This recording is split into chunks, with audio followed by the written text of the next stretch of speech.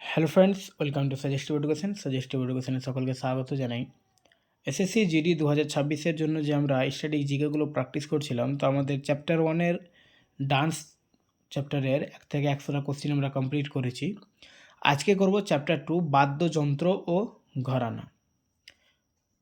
তো আজকের প্রথম কোশ্চিন হচ্ছে, উস্তাদ জাকির হোসেন কোন বাদ্যযন্ত্রের সঙ্গে যুক্ত? তো উস্তাদ জাকির হোসেন ইনি তবলার সঙ্গে যুক্ত।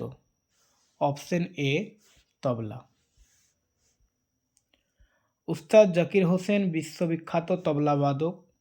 তবলা একটি পারকাশন বা তালবাদ্য যন্ত্র যা হিন্দুস্তানি শাস্ত্রীয় সঙ্গীতে ব্যাপকভাবে ব্যবহৃত হয়। তিনি কিংবদন্তি তবলাবাদক উস্তাদ আল্লাহ রাখার পুত্র। উস্তাদ আল্লাহ রাখা কোন বাদ্যযন্ত্রের সঙ্গে যুক্ত ছিলেন? তো উস্তাদ আল্লাহ রাখা ইনিও তবলার সঙ্গে যুক্ত ছিলেন। উস্তাদ আল্লাহ রাখা ছিলেন একজন কিংবদন্তি তবলাবাদক। তিনি পাঞ্জাব ঘরানার অন্তর্ভুক্ত ছিলেন এবং তিনি বিখ্যাত তবলাবাদক উস্তাদ জাকির হোসেনের পিতা ও গুরু ছিলেন।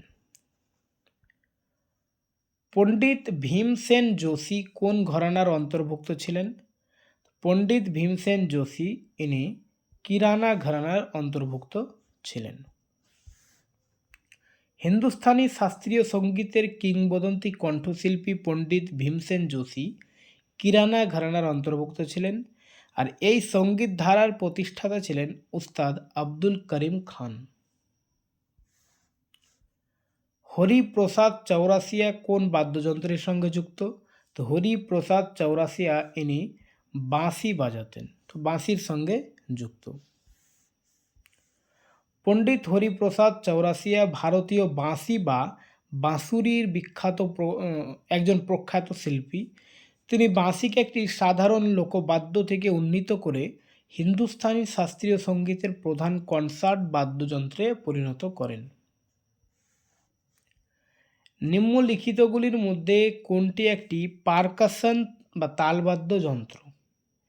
তো এখানকার মধ্যে তালবাদ্য যন্ত্র হচ্ছে মৃদঙ্গম।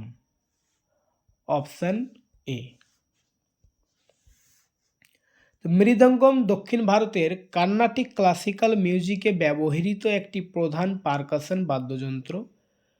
এটি সাধারণত কাঠ, বিশেষত জ্যাকউড দিয়ে তৈরি একটি দ্বিমুখী ঢোল। কোন ঘরানা খেয়াল গায়কের জন্য বিখ্যাত? তো খেয়াল গায়কের জন্য বিখ্যাত হচ্ছে গোয়ালিয়র ঘরানা।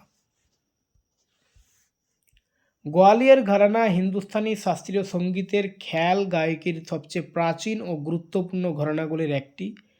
এটি গোয়ালিয়রের রাজদরবারে সিন্ধিয়া রাজাদের পৃষ্ঠপোষকতায় বিকশিত হয়। কোন ঘরানাকে সবচেয়ে প্রাচীন খেয়াল ঘরানা বলা হয়? তো গোয়ালিয়রকেই সবচেয়ে প্রাচীন খেয়াল ঘরানা বলা হয়। উস্তাদ আমজাদ আলী খান কোন বাদ্যযন্ত্রের বিশিষ্ট শিল্পী? তো উস্তাদ আমজাদ আলী খান সরোদ বাজান, ইনি সরোদের বিশিষ্ট শিল্পী। উস্তাদ আমজাদ আলী খান হিন্দুস্তানি শাস্ত্রীয় সঙ্গীতে ব্যবহৃত তার বাদ্য সরোদ এর একজন বিখ্যাত প্রখ্যাত শিল্পী। সরোদ একটি ফ্রেটবিহীন তার বাদ্য, ফ্রেটলেস তারবাদ্য। নিম্নলিখিতগুলির মধ্যে কোনটি একটি বায়ুবাদক অর্থাৎ উইন্ড ইনস্ট্রুমেন্ট? তো উইন্ড ইনস্ট্রুমেন্ট বা বায়ুবাদক হচ্ছে সেহনাই। সেহনাই একটি বায়ুবাদক বাদ্যযন্ত্র যা দেখতে অনেকটা ওবোয়ের মতো। এটি কাঠ দিয়ে তৈরি হয় এবং এক প্রান্তে ডাবল রিড এবং অন্য প্রান্তে একটি ধাতব ঘণ্টা বা মেটাল বেল থাকে। পণ্ডিত রবিশঙ্কর কোন বাদ্যযন্ত্র বাজানোর জন্য বিখ্যাত? পণ্ডিত রবিশঙ্কর ইনি সিতার বাজানোর জন্য বিখ্যাত। পণ্ডিত রবিশঙ্কর হিন্দুস্তানি শাস্ত্রীয় সঙ্গীতের তারবাদ্য সিতারের একজন অসাধারণ শিল্পী ছিলেন। তাকে ভারতের সর্বোচ্চ অসামরিক সম্মান ভারতরত্ন এবং একাধিক গ্র্যামি অ্যাওয়ার্ড প্রদান করা হয়। কিশোরী আমনকর কোন ঘরানার সঙ্গে যুক্ত ছিলেন? তো কিশোরী আমনকার ইনি জয়পুর আত্রাউলি ঘরানার সঙ্গে যুক্ত ছিলেন। কিশোরী আমনকার ভারতীয় শাস্ত্রীয় সঙ্গীতের অন্যতম শ্রেষ্ঠ কণ্ঠশিল্পী ছিলেন এবং তিনি জয়পুর আত্রাউলি ঘরানার প্রধান শিল্পী হিসেবে পরিচিত। মোহন বীণা বাদ্যযন্ত্রটি কে আবিষ্কার করেন? মোহন বীণা বাদ্যযন্ত্রটি আবিষ্কার করেন বিশ্বমোহন ভট্ট। Option A. মোহন বীণা হলো একটি পরিবর্তিত স্লাইড গিটার যা আবিষ্কার করেন পণ্ডিত বিশ্বমোহন ভট্ট। 1994 সালে তিনি রিকোডারের সঙ্গে তৈরি করা a meeting by the river অ্যালবামের জন্য গ্র্যামি অ্যাওয়ার্ড লাভ করেন, যার মাধ্যমে এই অনন্য বাদ্যযন্ত্রটি বিশ্বজুড়ে পরিচিতি পায়। শিবকুমার শর্মা কোন বাদ্যযন্ত্রের সঙ্গে যুক্ত? শিবকুমার শর্মা ইনি সন্তুরের সঙ্গে যুক্ত। পণ্ডিত শিবকুমার শর্মা ছিলেন সন্তুরের একজন কিংবদন্তি শিল্পী। সন্তুর একটি ট্রাপিজয়েড আকৃতির হ্যামার্ড ডুলসাইমার ধরনের তারবাদ্য। উস্তাদ বিসমিল্লাহ খান কোন বাদ্যযন্ত্রের বিখ্যাত শিল্পী ছিলেন? তো উস্তাদ বিসমিল্লাহ খান ইনি সেহনাই বাজাতেন। উস্তাদ বিসমিল্লাহ খান ছিলেন সেহনাইয়ের অতুলনীয় শিল্পী। 2001 সালে তিনি ভারতের সর্বোচ্চ অসামরিক সম্মান ভারতরত্ন লাভ করেন। তিনি তৃতীয় শাস্ত্রীয় সঙ্গীত শিল্পী যিনি এই সম্মান পান, মানে তিনি 3 নম্বরে এই সম্মান পাওয়ার। ডক্টর এল সুব্রমণ্যম কোন বাদ্যযন্ত্রের সঙ্গে যুক্ত? তো ডক্টর এল সুব্রমণ্যম ইনি ভায়োলিনের সঙ্গে যুক্ত। ডক্টর এল সুব্রমণ্যম একজন প্রখ্যাত ভারতীয় সঙ্গীত শিল্পী ও সুরকার যিনি ভায়োলিন বাজানোর জন্য বিখ্যাত। তিনি কার্নাটিক ক্লাসিক্যাল মিউজিকে প্রশিক্ষিত এবং অর্কেস্ট্রাল ফিউশন অফ ওয়ার্ল্ড মিউজিকের একজন অগ্রদূত হিসেবে পরিচিত। রুদ্র বীণা কোন সঙ্গীত শিল্পীর সঙ্গে যুক্ত? তো রুদ্র বীণা আসাদ আলী খানের সঙ্গে যুক্ত। উস্তাদ আসাদ আলী খান ছিলেন প্রাচীন তারবাদ্য রুদ্র বীণার একজন বিশিষ্ট শিল্পী। এই বাদ্যযন্ত্রটি ধ্রুপদ সঙ্গীত ধারার সঙ্গে ঘনিষ্ঠভাবে যুক্ত এবং এটি অত্যন্ত প্রাচীন ও পবিত্র বলে বিবেচিত হয়। ঠুমরি গায়কির সঙ্গে কোন ঘরানা যুক্ত? তো ঠুমরি গায়কির সঙ্গে বেনারস ঘরানা যুক্ত।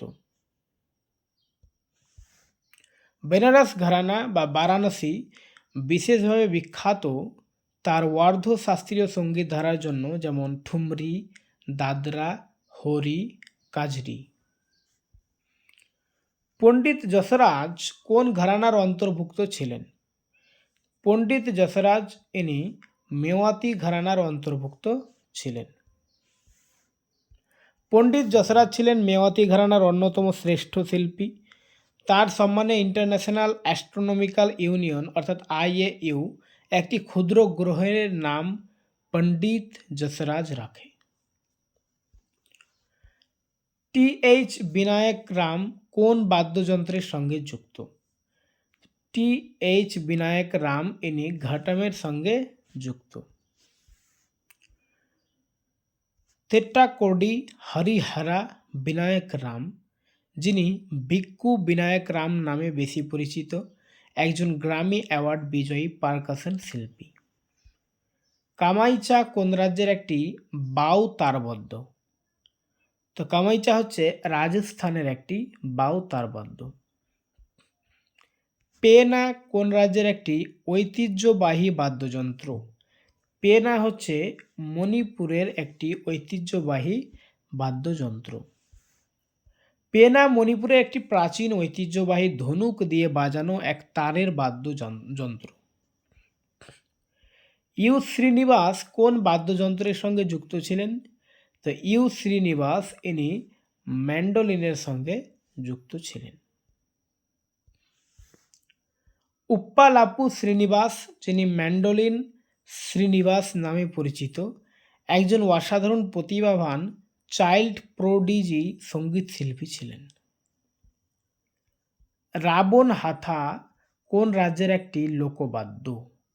তো রাবণ হাথা এটা হচ্ছে রাজস্থানের একটি লোকবাদ্য। রাবণ হাতা এটি প্রাচীন ধনুক দিয়ে বাজানো তারবাদ্য, যা অনেক সময় ভায়োলিনের পূর্বসূরি হিসেবে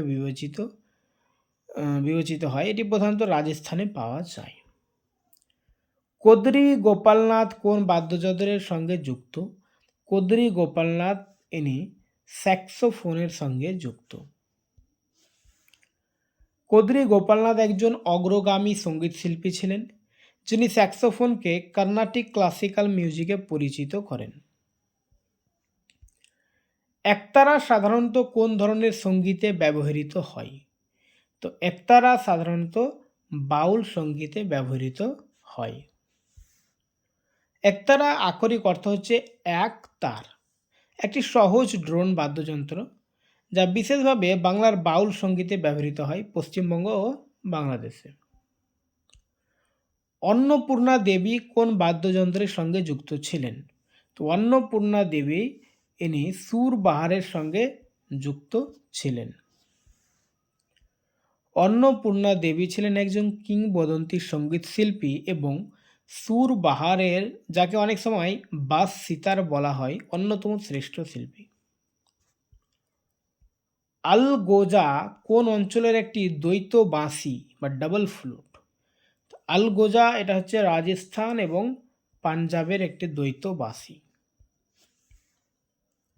আলগোজা হলো দুটি কাঠের বাঁশি নিয়ে তৈরি একটি ডাবল ফ্লুট বা দ্বৈত বায়ুবাদক যন্ত্র, যা প্রধানত রাজস্থান ও পাঞ্জাবের লোকসঙ্গীতে ব্যবহৃত হয়। এছাড়াও পাকিস্তানের সিন্ধ অঞ্চলে প্রচলিত। পণ্ডিত রামনারায়ণ কোন বাদ্যযন্ত্রের সঙ্গে যুক্ত? পণ্ডিত রামনারায়ণ ইনি সারঙ্গীর সঙ্গে যুক্ত। পণ্ডিত রামনারায়ণ সারঙ্গীকে একটি স্বতন্ত্র শাস্ত্রীয় কনসার্ট বাদ্যযন্ত্র হিসেবে প্রতিষ্ঠিত করার জন্য বিশেষভাবে কৃতিত্ব অর্জন করেন। পখওয়াজ কোন সঙ্গীত ধারার সঙ্গে যুক্ত? পখওয়াজ ধ্রুপদ সঙ্গীত ধারার সঙ্গে যুক্ত। পখওয়াজ হিন্দুস্তানি শাস্ত্রীয় সঙ্গীতের ধ্রুপদ ধারার প্রধান তালবাদ্য সঙ্গত। ধ্রুপদ ভারতীয় শাস্ত্রীয় সঙ্গীতের সবচেয়ে প্রাচীন ধারাগুলির একটি, যা আধ্যাত্মিক, গম্ভীর ও রাজকীয় প্রকৃতির জন্য পরিচিত। ভিক্ষু বিনায়ক রাম কোন বাদ্যযন্ত্রের সঙ্গে যুক্ত? তো এটা আমরা একটু আগে পড়লাম। ভিক্ষু বিনায়ক রাম ঘটমের সঙ্গে যুক্ত। ভিক্ষু বিনায়ক রাম দক্ষিণ ভারতের মাটির পাত্র দিয়ে তৈরি তালবাদ্য ঘটমের সঙ্গে অঙ্গাঙ্গিভাবে যুক্ত। তাকে অনেক সময় গড অফ ঘটম বলা হয়। তো আজকে এই পর্যন্তই। এরপরে আমরা নতুন চ্যাপ্টার নিয়ে আসবো। ওকে, থ্যাংক ইউ।